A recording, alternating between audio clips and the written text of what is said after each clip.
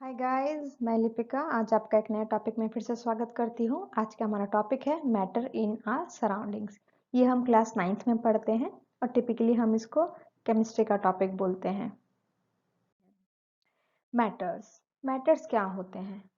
The air we breathe, the food we eat, stones, clouds, stars, plants and animals, even a small drop of water or a particle of sand, everything is called matter.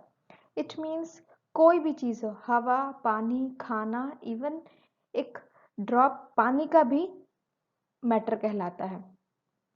According to Indian philosopher, वो बोलते थे कि हमारा जो body है या कोई भी चीज़ जो कि मैटर कहलाती है, वो 5 चीज़ों से मिलके बनती है। एयर, अर्थ, फायर, स्काई, वाटर। मीन्स हवा, पृथ्वी, आग, आकाश और पानी। इन 5 चीज़ों से मिलके हमारा मैटर बनता है और उसी को मैटर कहते हैं। ये इंडियन फिलोसोफर की फिलोसफी थी। Let's see physical nature of matter. Physical nature of matter means उसका फिजिकल नेचर मतलब उसका बाहरी नेचर क्या है, वो कैसे दिखता है और कैसे बिहेव करता है। Matter is made up of particles. Particles से मैटर बनता है। पार्टिकल्स क्या होते हैं? छोटे छोटे कण होते हैं। हमने देखा होगा, जब एक कोने से धूप आ रही है, हम साइड में बैठ के देखते हैं तो धूप में बहुत सारे पार्टिकल्स हमें तैरते हुए दिखते हैं, छोटे छोटे कण हमें तैरते हुए दिखते हैं। तो वो पार्टिकल्स होते हैं और वही पार्टिकल्स मिलके मैटर बनाते हैं। मैटर मतलब कोई भी चीज़ हो गया, कोई भी बॉडी हो गया, कोई भी ऐसी चीज़ जिसको हम यूज़ करते हैं, जिसको हम पीते हैं या खाते हैं, वो सब मैटर कहलाता है। जैसे कि हमने पहले पढ़ा है, तो वो सब पार्टिकल्स से बनता है। दूसरा नेचर होता है particles of matter are continuously moving. जो पार्टिकल्स होते हैं ना मैटर के, वो एक जगह पे कभी नहीं रहते, वो हर तरफ मूव करते हैं। इसलिए जब मैंने आपको कहा कि आप धूप में जब देखते हैं तो जो पार्टिकल्स हैं वो तैरते हुए दिखते होंगे, तो वो पार्टिकल्स हैं। आप कभी कभी जैसे कोई चीज़ झाड़ते हैं, जैसे सोफा आप झाड़ दिए या कोई भी चीज़ झाड़ दी जिसमें धूल हो, तो आप देखेंगे जब आप झटकते हैं तो ढेर सारे धूल उड़ के आती है। तो धूल नहीं होते, वो पार्टिकल्स होते हैं, जो कि हमें फील होता है कि हाँ वो धूप है। उसके बाद कैरेक्टरिस्टिक्स ऑफ पार्टिकल्स। पार्टिकल्स की कैरेक्टरिस्टिक्स क्या है, उसका बाकी का नेचर क्या है? तो particles of matter have space between them. जो पार्टिकल्स होते हैं ना, वो आपस में उनके बीच में स्पेस होता है, वो चिपके हुए नहीं रहते हैं। अलग अलग पार्टिकल्स के बीच में स्पेस होता है और कोई डेफिनेट स्पेस नहीं होता। वो कैसे भी कितना भी स्पेस हो सकता है दो पार्टिकल्स के बीच में। और particles of matter attract each other, वो एक दूसरे की तरफ उड़ते हुए आते हैं। स्टेट्स ऑफ मैटर, ये बहुत इंपॉर्टेंट टॉपिक है। मैटर के स्टेट्स क्या है? स्टेट्स मतलब वो किस फॉर्म में अवेलेबल है। 3 टाइप के स्टेट होते हैं: solid state, liquid state, gaseous state. Solid state होता है जो हमें सॉलिड के फॉर्म में मिलता है, जैसे टेबल हो गया, चेयर हो गया, खाना हो गया, वो हमारा सॉलिड है। लिक्विड मतलब कोई भी फ्लूइड, पानी, वो हमारा लिक्विड स्टेट में मैटर है। और गैसियस स्टेट में जैसे वाटर वेपर हो गया, हवा हो गई, तो ये सब जो मैटर है वो गैसियस स्टेट में है। तो सबसे पहले पढ़ेंगे हम सॉलिड स्टेट। सॉलिड स्टेट मतलब बहुत इजी है इसको समझना। जब जो पार्टिकल्स हैं उनके बीच में गैप कम हो। मैंने आपको पिछली स्लाइड में बताया था कि हर एक पार्टिकल के बीच में स्पेस होता है। तो वो जो स्पेस होता है वो डिसाइड करता है कि मैटर सॉलिड होगा, लिक्विड होगा कि गैस होगा। अगर दो पार्टिकल्स के बीच में एकदम कम गैप है, एकदम मिनिमल गैप है, तो वो सॉलिड स्टेट होगा। तो जैसे आप देख रहे होंगे, ये मैंने एक डायग्राम शो किया है। आप ये एक पार्टिकल है, एक बॉल जैसा, ये दूसरा पार्टिकल है बॉल जैसा। आप देख रहे होंगे दोनों बॉल के बीच में कोई भी गैप नहीं है, एकदम चिपका हुआ है। तो जितने ये क्लोजली पैक्ड होते हैं, देखिए आपस में सब एकदम चिपके हुए हैं, तो ये जितने क्लोजली पैक्ड होंगे वो सॉलिड स्टेट होगा। इसी वजह से जब भी आप सॉलिड को तोड़ते हैं वो इजीली नहीं टूटता। क्यों? क्योंकि इनके दोनों जो पार्टिकल्स होते हैं वो आपस में चिपके हुए होते हैं। तो shape is fixed in this state. आप देखे होंगे कि कोई भी सॉलिड स्टेट का जो शेप है वो चेंज नहीं होता। जैसे टेबल है, तो ऐसा तो नहीं है कि आज एक दिन आप टेबल देख रहे हैं तो आप उसको मोड़ के चेयर बना दें, नहीं। तो सॉलिड जो है वो उसका डेफिनेट शेप होता है, आप उसका शेप चेंज नहीं कर सकते, या तो आप अगर शेप चेंज करने जाएंगे तो वो टूट जाएगा। Fixed volume and definite shape, they are rigid, rigid मतलब बहुत हार्ड होते हैं, आप उनको ईजिली नहीं ब्रेक कर सकते।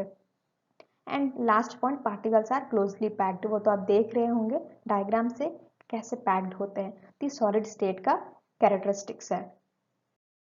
अब आइए लिक्विड स्टेट की तरफ। आप देख रहे होंगे लिक्विड स्टेट में जो दो पार्टिकल्स है उनके बीच में स्पेस आ गया है, बट बहुत ज़्यादा स्पेस नहीं है, कम स्पेस है।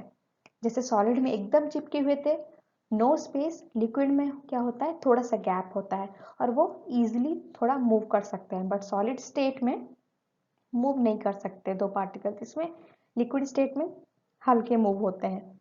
तो no fixed shape and volume, आप देखते ही होंगे जब आप पानी लेते हैं ग्लास में, तो ग्लास का जो पानी है वो ग्लास के शेप में होता है, अगर उसी पानी को अगर आप कटोरी में डाल देते हैं तो वो कटोरी का शेप ले लेता है।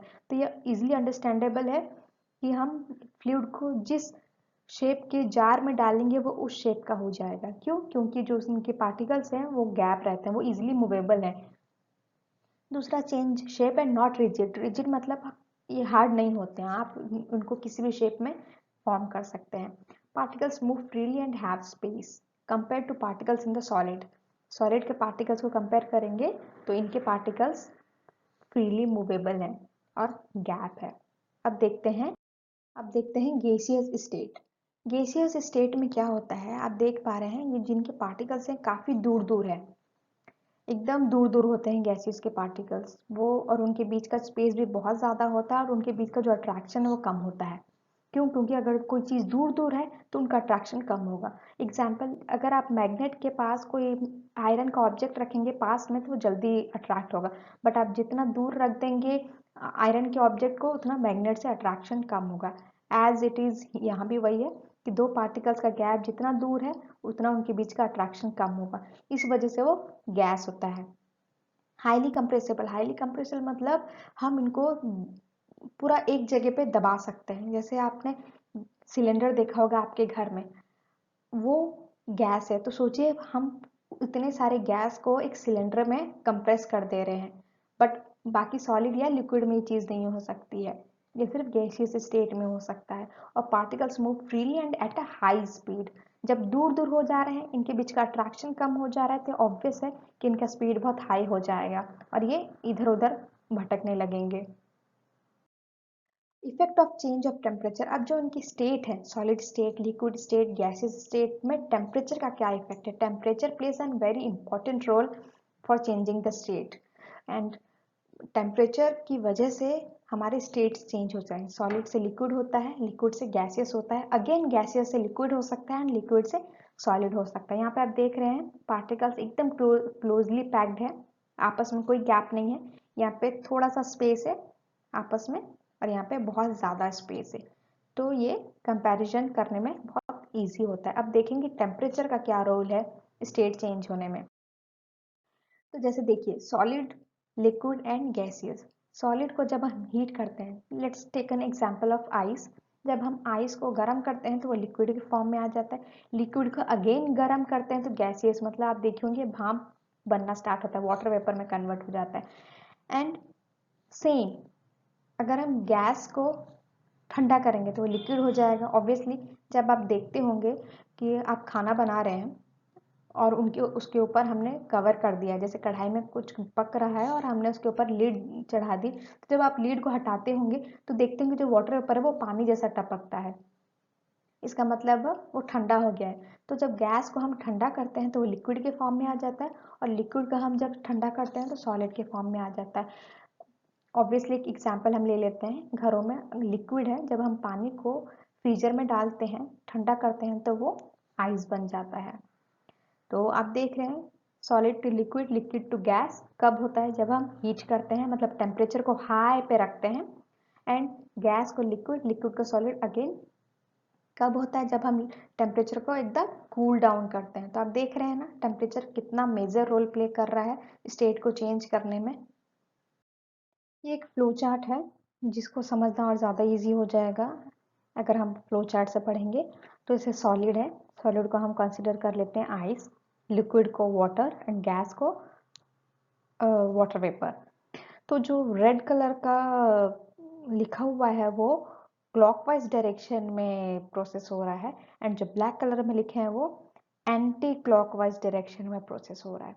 तो चलिए, सॉलिड को लिक्विड स्टेट चेंज होने में होगा फ्यूजन, फिर लिक्विड को गैस के स्टेट में चेंज करने के लिए होगा वेपराइजेशन।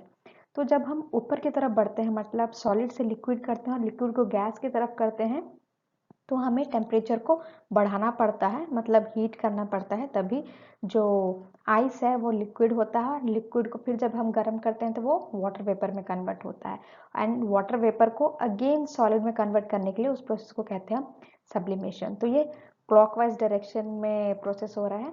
अब देखते हैं, जब गैस को हम लिक्विड में चेंज करते हैं तो होता है कंडेंसेशन, एंड लिक्विड का सॉलिड में चेंज करते हैं तो होता है सॉलिडिफिकेशन, एंड सॉलिड को अगेन गैस के फॉर्म में चेंज करते हैं तो होता है सब्लिमेशन। ये एंटी क्लॉकवाइज डायरेक्शन में प्रोसेस हो रहा है। तो ये कब होता है? जब टेम्परेचर कूल डाउन हो। जब गैस को हम ठंडा करते हैं तो वो लिक्विड होता है, एंड लिक्विड को फिर जब हम ठंडा करते हैं तो सॉलिड होता है। एक इजी एग्जाम्पल है इसको समझने का, जब वाटर वेपर होता है, मतलब अगर हम गर्म कढ़ाई के ऊपर कोई लीड ढके हुए हैं, उसका जब हटाते हैं तो आप देखे होंगे वो जो वाटर वेपर है वो पानी जैसा हो जाता है, एंड जब लिक्विड को, जब हम पानी को फ्रीजर में ठंडा करते हैं तो वो आइस के रूप में कन्वर्ट हो जाता है। तो टेम्परेचर कूल डाउन होने में हमारा ये प्रोसेस होता है, रिवर्स प्रोसेस, एंड जब टेम्परेचर को बढ़ाया जाए तो वो इस प्रोसेस में कन्वर्ट होता है। तो ये फ्लो चार्ट है। अब है इवापोरेशन। इवापोरेशन बहुत इंपॉर्टेंट टॉपिक है समझने का।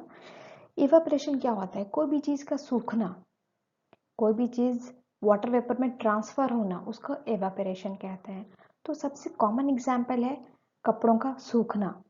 जब हम कपड़ों को सुखाते हैं, गीले कपड़ों को, वो आप देखते होंगे कि सूख गए। कैसे सूख गए? उस प्रोसेस को इवापोरेशन कहते हैं। तो सबसे पहला, particles of matter always moving and are never at rest. जो मैटर के पार्टिकल्स हैं वो कभी नहीं रेस्ट पे रहते, वो पूरे टाइम मूव करते रहते हैं। उसके बाद दूसरा पॉइंट है to break away the forces of attraction, मतलब जो पार्टिकल्स के बीच में अट्रैक्शन है, जो हमने सॉलिड स्टेट में देखा था, उनके अट्रैक्शन को तोड़ने के लिए हमें एक एक्स्ट्रा एनर्जी की ज़रूरत पड़ती है, जिनको हम काइनेटिक एनर्जी बोलते हैं। तो वो एनर्जी कब हमें मिलती है? जब हम टेम्परेचर को चेंज करते हैं। तो जैसे हम टेम्परेचर को बढ़ा रहे हैं तो सॉलिड लिक्विड में चेंज हो जा रहा है, मतलब जो उनके बीच का, सॉलिड के पार्टिकल के बीच का जो अट्रैक्शन है वो खत्म हो रहा है, तभी वो जब लिक्विड स्टेट में चेंज हो रहा है तो उनके पार्टिकल्स के बीच में गैप बन रहा है। और सेम जब लिक्विड गैस के फॉर्म में चेंज होगा तो उसके पार्टिकल्स के बीच में और ज़्यादा गैप होगा। तो ये एनर्जी हमने जनरेट की टेम्परेचर को बढ़ाए, तो वैसे ही एनर्जी फिर से जनरेट हो सकती है जब हम टेम्परेचर को डाउन करें, मतलब टेम्परेचर की चेंज में एनर्जी रीजनरेट हो सकता है।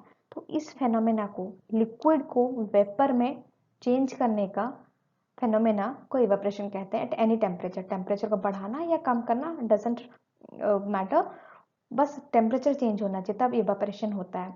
एक कॉमन सा एग्जांपल है कि अगर हम कपड़े धूप में सुखाते हैं दिन के टाइम तो भी कपड़े सूखते हैं, अगर हम कपड़ों को रात के टाइम भी सुखाते हैं तो भी कपड़े सूखते हैं। तो मतलब इवेपोरेशन तो रात को भी हो रहा है, बस फर्क ये होता है कि धूप में कपड़े ज़्यादा जल्दी सूख जाते हैं एंड रात को कपड़े धीरे धीरे सूखते हैं, पर सूखते ज़रूर हैं। इसका मतलब कि इवेपोरेशन डे एंड नाइट होता है, बट इफेक्ट कहाँ आ रहा है? टेम्परेचर के डिफरेंसेस में। तो टेम्परेचर का डिफरेंस ही हमारे इवेपोरेशन के रेट को ज़्यादा या कम कर सकता है, पर इवेपोरेशन होगा ज़रूर। इवेपोरेशन का रेट कभी ख़त्म नहीं होता है। तो चलिए आगे बढ़ते हैं। Factors affecting evaporation. इवेपोरेशन को क्या क्या चीज़ अफेक्ट कर सकती है और कैसे कैसे अफेक्ट कर सकती है? If surface area increases then rate of evaporation increases. जैसे एरिया बढ़ता है वैसे इवेपोरेशन इंक्रीज होता है। तो मैं आपको एक कॉमन से एग्जांपल दे रही हूँ। एक छोटे से एरिया में आप कोई चीज़ को रखें, जैसे आपके घर में गेहूं धो के आपकी मम्मी सुखाती होगी, तो आप देखे होंगे कि मम्मी एक बहुत बड़े एरिया में कपड़ा फैला के उसके ऊपर गेहूं डाल के हाथ से फैलाती है। ऐसा नहीं है ना कि बहुत छोटे से कपड़े में एकदम ढेर बना दो और सुखा दो।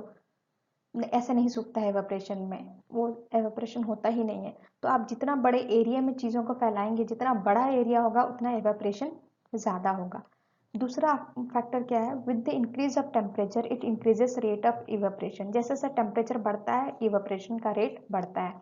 कोई भी गीली चीज़ को आप प्रेस कर दो, आयरन कर दो, वो चीज़ जल्दी सूख जाती है। मतलब टेम्परेचर जितना ज़्यादा होगा इवेपोरेशन उतना जल्दी होगा। थर्ड पॉइंट है, speed of wind increases speed of evaporation. ये ऑब्वियस है कि जब आप तेज हवा कहीं चलती है तो वहाँ पे चीज़ें जल्दी सूखती हैं। तो ये 3 फैक्टर्स हैं जो इवेपोरेशन को अफेक्ट करती हैं।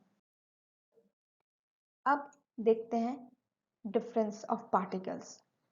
तो ये हम अभी पिछले स्लाइड में पढ़ चुके हैं। सॉलिड के जो पार्टिकल्स होते हैं वो एकदम क्लोजली पैक्ड होते हैं, आपस में कोई गैप नहीं होता है, तो वो सॉलिड है। और उनसे थोड़ा सा गैप अगर बढ़ता है और थोड़ा सा उनके बीच का अट्रैक्शन कम होता है तो वो लिक्विड के स्टेट में होता है।